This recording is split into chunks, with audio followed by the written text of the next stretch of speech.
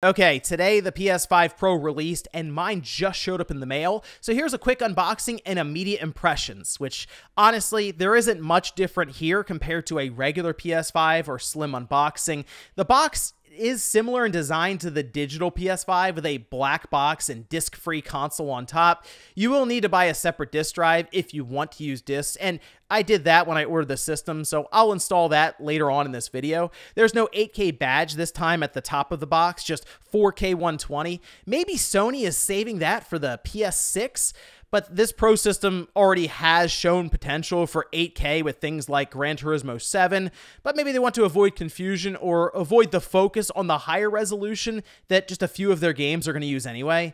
Inside, we have another box which opens up to a USB-C charge cable, a power cord, HDMI cable, and our DualSense controller. This mid-gen refresh console still uses the same power cord, so it is a straightforward drop-in replacement for your old PlayStation 5. That is different from the PS4 to the PS4 Pro, which used a different power cord and an upgraded HDMI cable for 4K. Okay, onto the Pro itself, which is encased between these two cardboard pieces. It helps to keep the system from crashing into anything during shipping since it basically floats inside this box. With the system out, I'm pretty surprised at the footprint of it. It fits right between the new Slim model and the original PS5 console. Usually we expect an upgraded system like this to exceed the size of the original console, so it is nice to see it actually be a bit smaller and even lighter.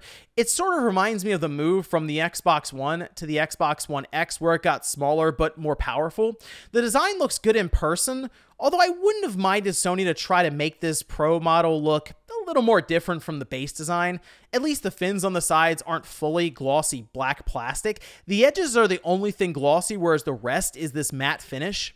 I usually leave my system horizontally, but for those wondering, do you need the vertical stand? The answer is not really. It's a fairly bottom-heavy system, and it continues that trend with the Pro, so unless you're running into your console or drop-kicking it on a daily basis, it shouldn't have issues. Although I'm sure Sony wants to tell you otherwise, try to sell you a $30 stand, or maybe there's just legal reasons or something, who really knows there. Dropping in the disk drive, though, is easy. The side panel here comes off, leaving a slot for the drive to sit down, and when lined up, clicks into place. You'll also get larger feet for the system since the feet that came with it are set up for the digital console and are actually too small to reach the table or your entertainment center when you have the disk drive attached. I do like having the eject and power button distinctly separate in this setup. Let me know if you're someone who still gets tripped up with the base PS5 for eject and power, because it still happens to me to this day. Also, you can see the CMOS battery door here next to the disk drive, but we'll check that out more in a teardown this weekend, so subscribe if you haven't already to keep up to date. The model number on the Pro is CFI 7019, and the DualSense model that comes with it